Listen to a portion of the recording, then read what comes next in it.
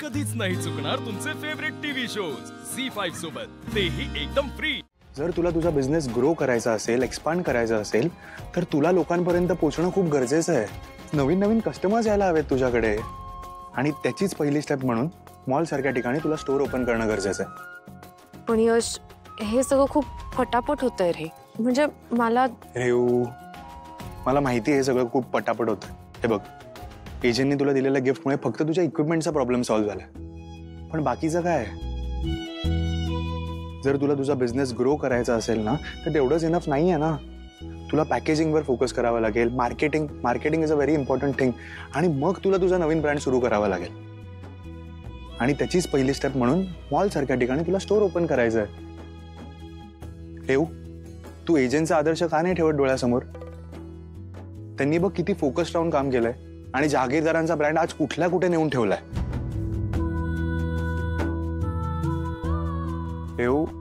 तुला पटतंय का? बरोबर आहे तुझं यश। आपण एक काम करूया का? आपण ना, तू जे सगळं म्हणतोस ना, ह्या सगळ्याचा एक डिटेल्ड प्लॅन बनवूया, आणि तो एजे आणि ताईंना दाखवूया ना, आणि मग त्यांचं अप्रूव्हल मिळालं कीच कामाला सुरुवात करूया। Perfect. Toast to a new beginnings.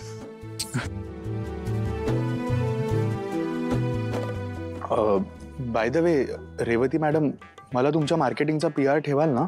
नाही, मी तसा एफिशियंट आहे।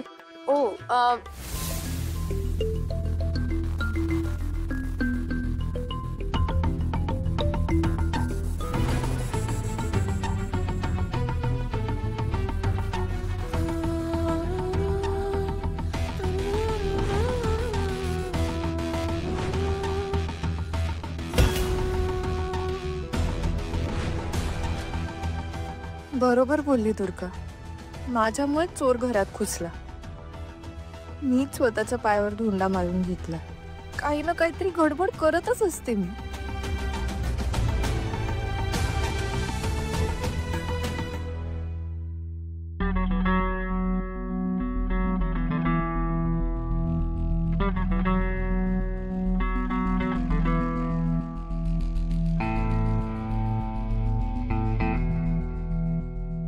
एजे मला काहीच बोलले नाही।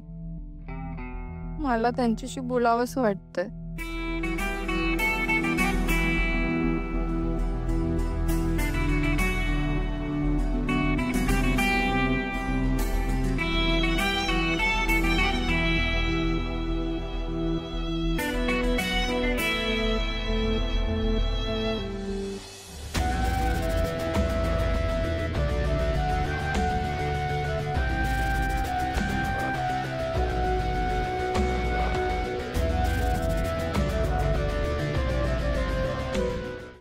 झी5 ॲप डाउनलोड करा आणि पहा सर्व एपिसोड्स एकदम फ्री।